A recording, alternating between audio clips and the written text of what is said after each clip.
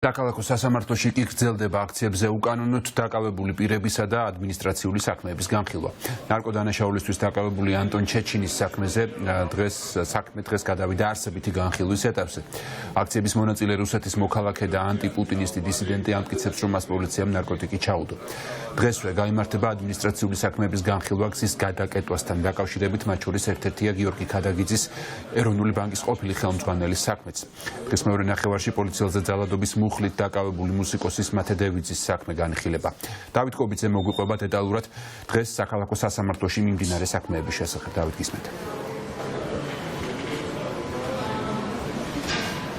ანტონ ჩეჩინის პროცესი დასრულებულია. დღეს საქმის არსებითი განხილვა დაიწყო და მხარეებმა ერთმანეთს შესავალი სიტყვით მიმართეს, რაც შეეხება თავად ბრალდებულს. მისი პოზიცია არის უცვლელი, ის ბრალს არ აღიარებს და ამბობს, რომ საქართველოშიც იგივე სისტემური და რეჟიმის რეპრესიების მსხვერპლი გახდა, რასაც გამოექცა 3 წლის წინ რუსეთიდან. მე მაყურებელს შევახსენებ, რომ ანტონ ჩეჩინი რუსეთში აქტიურად აპროტესტებდა პუტინის რეჟიმს, იყო ნავალნის მხარდამჭერი და სწორედ ამ მიზეზით რამდენჯერმე დააკავეს კიდეც რუსეთში. ადამიანის უფლებათა ევროპულმა სასამართლომ კი რუსეთის ფედერაციას მის სასარგებლოდ კომპენსაციაც დააკისრა. ამის შემდეგ ის ჩამოვიდა საქართველოში, აქაც აქტიურად იღებდა პროევროპულ აქციებში მონაწილეობას. ერთ-ერთ ასეთ აქციაზე ის ადმინისტრაციული წესით დააკავეს და როგორც მისი მეუღლე და მისი უფლებადამცველი გვიყვება და ამბობს ჩვენთან საუბარში, მას დაემუქრა პოლიცია, რომ შეეწყვიტა აქციებში მონაწილეობა, თუმცა არ შეწყვიტა და ამის შემდეგ ძალიან მალე ის დააკავეს, როდესაც სამსახურში მიდიოდა და როგორც ადვოკატი ამბობს, მას ნარკოტიკული საშუალება ჩაუდეს. 18 ნოემბერს, როდესაც დააკავეს ეს ადამიანი, საუბარი იყო, რომ შეეწყვიტა საპროტესტო აქციებში მონაწილეობის მიღება. მიუხედავად ამისა, ანტონმა მაინც გააგრძელა ჩვეულებრივად მხარდაჭერა ქართული საზოგადოების და საბოლოოდ 3 დეკემბერს დაახლოებით 2 კვირაში მოხდა მისი დაკავება უკვე სისხლისამართლებრივად.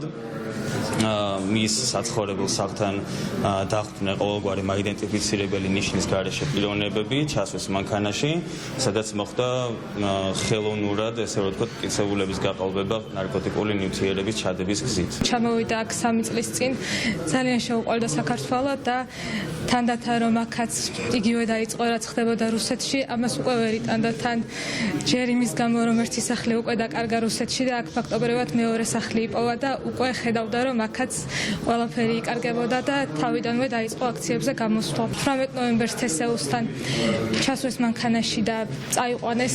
ამის შემდეგ 3 დეკემბერს უკვე როგორც კი სახლიდან გავიდა, ფაქტობრივად გაიტაცეს და ნარკოტიკი ჩაუდეს. ვინც სახლი გაჩხრიკა იმ ადამიანს, როდესაც დაურეკე ღამე, როცა მე ეს ამბავი გავიგე, მითხრა, რომ 2 კვირაზე მეტი ყავდა შემჩნეულიო დაახლოებითა და ეს დრო უთვალთვალებდით. შემჩნეული ყავდათ არა ნარკოტიკებში, არამედ აქციებში მონაწილეობაში, მაგრამ ნუ შეთანხმებული ბრალდება, რა თქმა უნდა.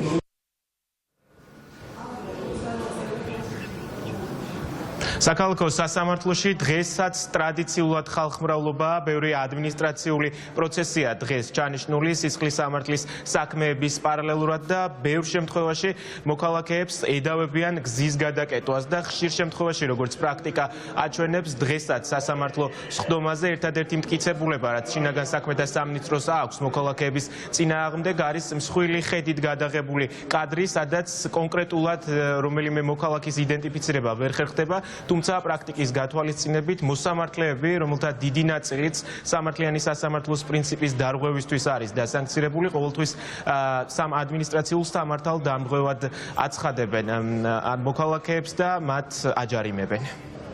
ხალხი მიეც გადამიკეტია თავის ჩვეულებრივ პროტესტის დროს შეიძლება მაგალითად სახალხოს ვიდექი, მაგრამ ისე რომ გზა მეკადამეკეტეს არ ყოფილს. მე დაუმორჩილ კანონის მიმართ დაუმორჩილება არ გამომეცხადებია. დაკეტილი იყო გზა და გადავედი და თუ იმ ფაქტს მედავებიან, რომელიც პოლიცია აფრთხილებდა, რომ გზა უკანონოდ იკეტება, იმ მომენტში მე დავემორჩილე მის ბრძანებას და გადმოვედი ვიგო.